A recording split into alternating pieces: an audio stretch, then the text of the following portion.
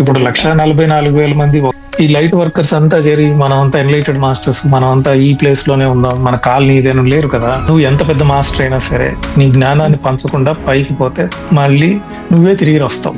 దయచేసి ధ్యానం చేయండి, ప్రచారం కూడా బాగా చేయండి. ఇది ఇంపార్టెంట్. భూమి అసెండ్ అయితే మీరు కూడా అసెండ్ అయిపోతారు. మీరు ఒక్కరు ధ్యానం చేసి గ్రూప్ మెడిటేషన్ చేస్తారని ఆస్ట్రల్ మాస్టర్స్, ఐడియన్స్, ఆర్కిటూరియన్ మనము లైట్ వర్కర్సా కాదా అని తెలుసుకునే అవకాశం ఏమైనా ఉంటుందా? అంటే సింప్టమ్స్ ఉంటాయి. ఎట్లా అంటే యాక్సిడెంటల్ గా మీరు నాతో మాట్లాడరు, యాక్సిడెంటల్ గా మనం ఒక గ్రూప్ లో జాయిన్ కాం.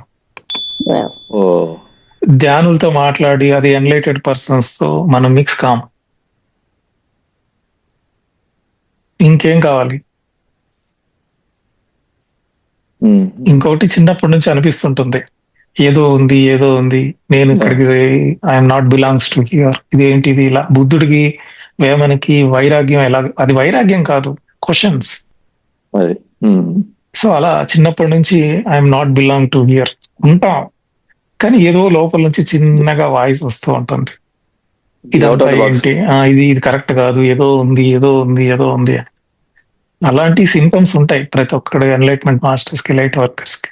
కొన్ని వేల సంవత్సరాల నుంచి జరుగుతుంది. మనం ఇంకా 10 రూపాయలు ఇవ్వడానికి, లేకపోతే ప్రచారం చేయడానికి, లేకపోతే ఇంకా సంశయిస్తున్నాం అంటే మనం ఏమనుకోవాలో మనకు తెలియదు. మీ అల్టిమేట్ తెలిసిపోయిన తర్వాత ప్రచారం ఇంపార్టెంట్. అందరూ అవేక్ అవ్వాలి. అంటే వచ్చేసి సత్యయుగం అని మాట్లాడాల్సిన అవసరం లేదు. ఫస్ట్ వాడు పీస్ఫుల్ గా మారితే చాలు, వాడి నుంచి పొల్యూషన్ తగ్గిపోతుంది. అక్కడి నుంచి వాడి నుంచి ఎంతో మంది మారుతారు.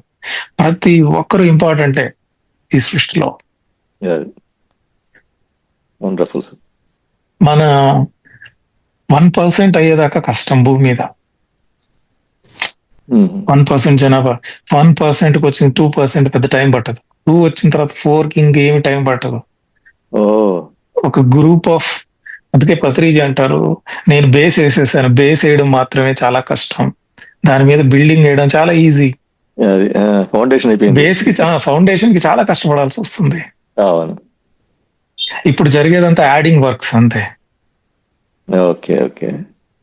సో ఇంతమంది మెడిటేషన్ చేస్తున్నాం. ఇప్పుడు భూమి మీద ప్రజెంట్ ఎన్నో సొసైటీస్ ఉన్నాయి. చైనాలో చింగ్హాయ్ అనొచ్చు, రష్యాలో అనస్టీషియా మూవ్మెంట్ అనొచ్చు, క్రయాన్ ఛానలింగ్ వాళ్ళ గ్రూప్ ఉంది, ఎర్త్ కీపర్ అనే బ్యాచ్ ఉంది, భాష ఛానలింగ్ అని ఉంది, శివానంద గ్రూప్స్ అని ఉన్నాయి. ఇప్పుడు హిమాలయాల్లో ఈ శివానంద గ్రూప్స్, ఋషులు, దమ్మకాయ మెడిటేషన్ అని చెప్పి వాళ్ళు మిలియన్స్ ఆఫ్ ఉంటారు. ఇప్పుడు హార్ట్ఫుల్ మెడిటేషన్ ఉంది, క్రియాయోగా అని ఉంది, ఎస్ఎస్వై ఉంది. ఇలా వీళ్ళంతా, మనం పిఎస్ఎస్ఎంఏ కాకుండా కొన్ని వేలు పుట్టుకొచ్చాయి. వీళ్ళంతా ఉన్నారు. వీళ్ళు కాకుండా మన ఎర్త్ కింద అగార్థియన్స్ ఉన్నారు, పైన ప్లైడియన్స్ ఉన్నారు, ఆర్కిటూరియన్స్ ఉన్నారు, లెమూరియన్స్ ఉన్నారు. మీరు ఒక్కరే లేరు ఫైట్ చేయడంలో. It is collective work. మనకు అనిపిస్తుంటుంది ఎవరు నాకు తోడలేదు, లేకపోతే నేనే ప్రచారం చేస్తా. మీరు ఒక్కరు ధ్యానం చేసి గ్రూప్ మెడిటేషన్ చేస్తారని ఆస్ట్రల్ మాస్టర్స్, ఐడియన్స్, ఆర్కిటూరియన్స్, అగార్థియన్స్, కొన్ని వేల ఇన్విజిబుల్ మాస్టర్స్ పనిచేస్తున్నారు. చాలా స్పీడప్ అయిపోతుంది. అందుకని సింగిల్ డిజిట్స్కి వచ్చేసింది సత్యయుగం మేనిఫెస్టేషన్ అనేది. మనం కళ్ళారా చూడొచ్చు ఈ లైఫ్ టైంలోనే. ఇప్పుడు జరగబోయేది ఇర్రివర్సబుల్.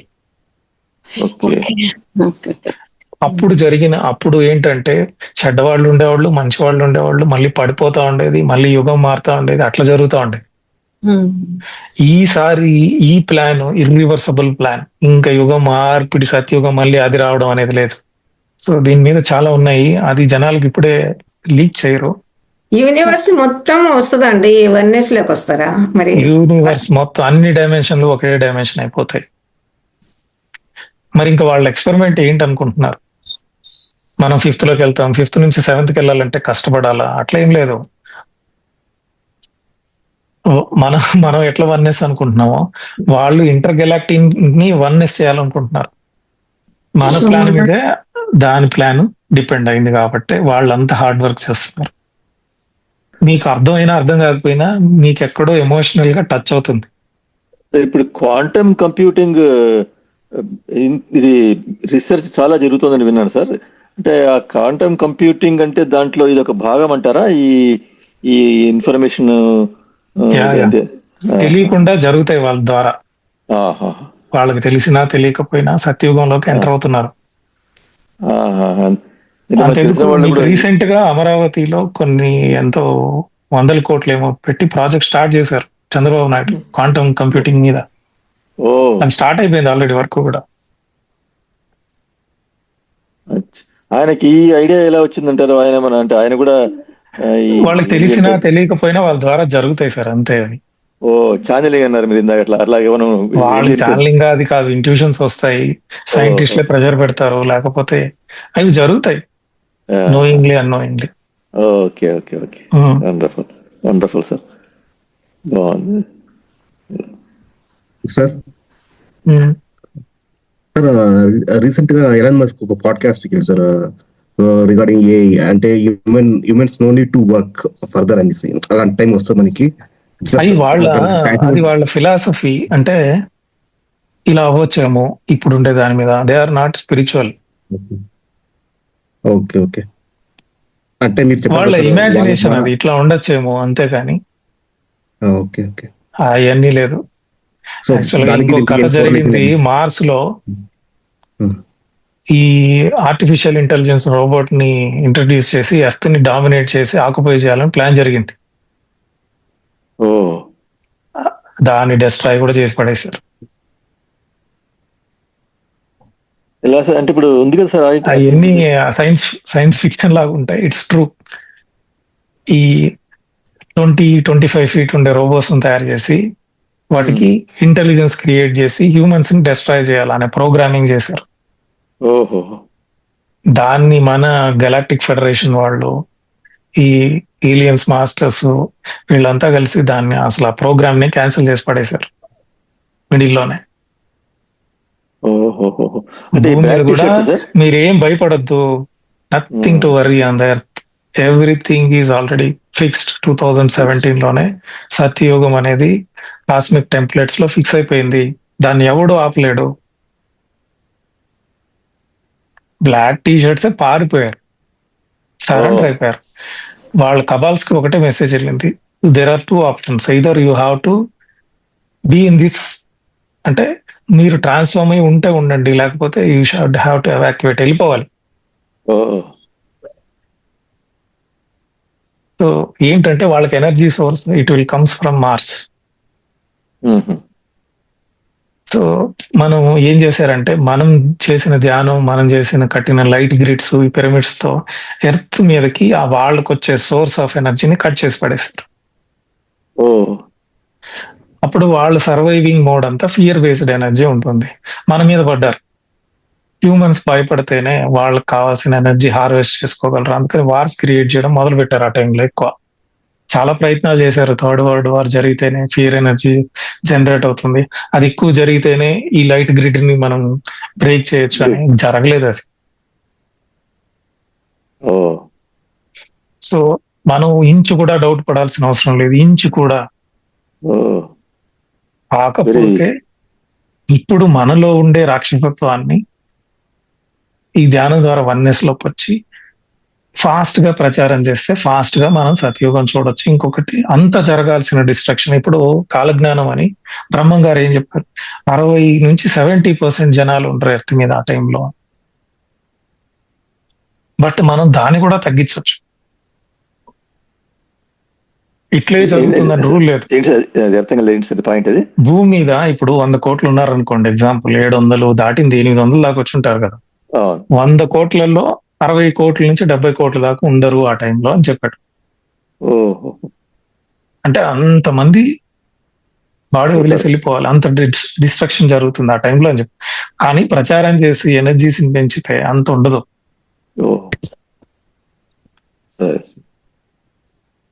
ప్లాన్ అది అప్పుడు. ప్రస్తుతానికి మనం రెవల్యూషన్ గా ఇంటర్గలాక్టిక్ వాళ్ళు వచ్చి వాళ్ళ ఎనర్జీస్ పెంచి మళ్ళీ ప్రచారం చేయడం వల్ల చాలా మటుకు తగ్గింది. So it is in our hands, మన చేతుల్లో ఉంది. అది ఇంటర్ గెలాక్టిక్ ఫెడరేషన్ లో మన ఎర్త్ ఒకటి అవును. ఎందుకు ఫ్రీక్వెన్సీ తక్కువ ఉంది? ఇప్పుడు అంటే హింస వల్ల? ఆ, అంటే మనము చాలా జీవహింస. రీజన్స్ ఉన్నాయి. అవునా? Okay okay. ఇది ఇప్పుడు ఒక విజయవాడ ఉంది, హైదరాబాద్ జంక్షన్ అంటాం కదా, చాలా ఊర్లకి అక్కడ నుంచి వెళ్ళొచ్చు. అట్లా ఎర్త్ మీద అన్ని డైమెన్షన్ కి వెళ్ళే పోర్టల్స్ ఉన్నాయి. ఓకే. ఒక జంక్షన్ పాయింట్ ఎర్త్ యూనివర్స్ కి. అలాంటి ఒక వెలిగిన ప్లేస్ ఇది. ఈ డైమెన్షన్ ని కానీ క్లోజ్ చేయగలిగితే వేరే ఒక డైమెన్షన్ వాడికి ఇంకొక డైమెన్షన్ వాడికి కాంటాక్ట్స్ పోతాయి. ఓకే. అందుకని భూమిని ఆక్రమించగలిగితే అన్ని డైమెన్షన్లని ఆక్రమించవచ్చు అని. చాలా పెద్ద హిస్టరీ ఉంది, అది చాలా మంచి టాపిక్ కూడా. కానీ బోర్ అవుతుంది చాలా మందికి. చాలా మందికి ఆరోగ్యం బాగైతే చాలు, ఇల్లు బాగుంటే చాలు, అబుండెన్స్, దివ్య సంపద, అద్భుతమైన ఆరోగ్యం, లేకపోతే ఓగడం తాడ, ఇవి వీటి మీదే దృష్టి ఎక్కువైపోయింది. అదే కరెక్ట్ సార్, కరెక్ట్. ఎవరు పని చేద్దామే, టైం వచ్చింది. ఆయన ఎందుకు ప్రచారం చేశాడు? పత్రిజీ ఏమైనా రాత్రులు కూర్చొని ధ్యానం చేసేవాడు? ప్రచారం. మనకు మాత్రం 5 గంటల అనుభవాలు కావాలి, పక్కనోడికి ప్రచారం మాత్రం చేయండి. దయచేసి ధ్యానం చేయండి, ప్రచారం కూడా బాగా చేయండి. ఇది ఇంపార్టెంట్. భూమి అసెండ్ అయితే మీరు కూడా అసెండ్ అయిపోతారు. భూమి మీదే ఉన్నాం, అది దాని ఫ్రీక్వెన్సీ పెరిగితే మన ఫ్రీక్వెన్సీ పెరిగిపోతుంది ఆటోమేటిక్ గా. భూమి మీద ఏది ఎక్కువ డామినేట్ చేస్తుందో దాని వైపు వచ్చేస్తుంటుంది మైండ్. చూసాను, same person who was total adamant, ఏం చెప్తే వినేవాడు కాదు, ఇప్పుడు మెల్లగా అర్థం చేసుకుంటున్నా. అలాగా మీరు చెప్పినట్టుగా అది వచ్చేస్తారు. మనం చెప్పడం మట్టుకే మన బాధ్యత. ఎత్తుక్కొని వస్తారు. బాగుంది సార్, చాలా బాగుంది. ఈ ఫ్రీ ఎనర్జీ ఇవన్నీ చెప్తున్నారు కదండి, మరి ఇవన్నీ చెప్తున్నప్పుడు అన్ని ఫ్రీ ఇవన్నీ వస్తున్నప్పుడు వాళ్ళు చేయాల్సిన పనులకు అంత ఇంట్రెస్ట్ గా చేస్తారంటారా సార్? బాధ్యతగా? అయ్యో, ఆ తర్వాత మీ స్టేట్ ఎక్స్టాసీ స్టేట్ లో ఉంటారు. అక్కడ పని అనేది ఇంట్రెస్ట్ వస్తుంది చేయడానికి. అదే డౌట్ అనిపించింది. ఇప్పుడు మరి ఇవన్నీ ఒక పనికి ఇంజనీర్ కానీ డాక్టర్ కానీ ఎవరు బై ఫోర్స్ వెళ్తున్నారు డబ్బుల కోసం. అప్పుడు అలా ఉండదు, కలిసి రా చేద్దాం, ఎంజాయ్ చేద్దాం అన్నట్టు చేస్తారు. ఇప్పుడు ధ్యానం ఎందుకంటే బాధ్యత అక్కడ మీకేం భయం లేదు కదా. అలాగే ధ్యానం కూడా ఎలా చేస్తున్నామో అందరం కలిసి అది కూడా అలా అవుతుంది అని, అంతే కదండి.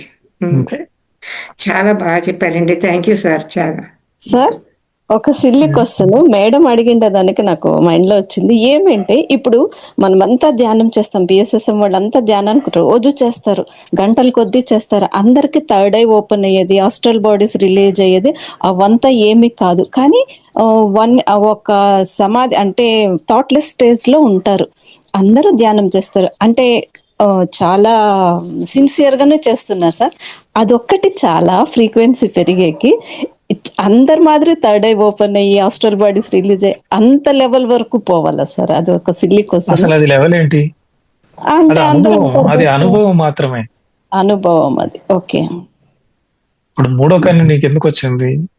పీకాల్స్కే కాకుండా పీనియల్ గ్లాండ్ ఉంటే నీకు జ్ఞానం వస్తుంది.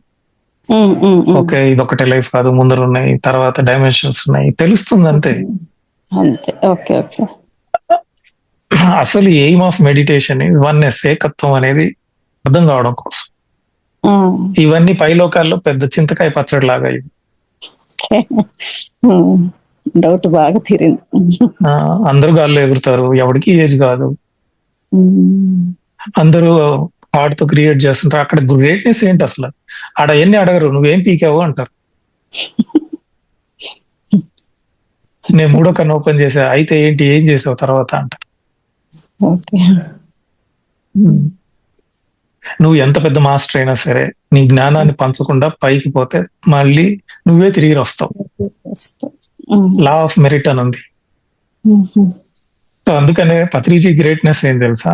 నువ్వు చేసినప్పటి నుంచి 2 పనులు ఒకేసారి చేపిస్తాడు. అవును సార్, మీరంతా మాస్టర్లే అంటారు సార్.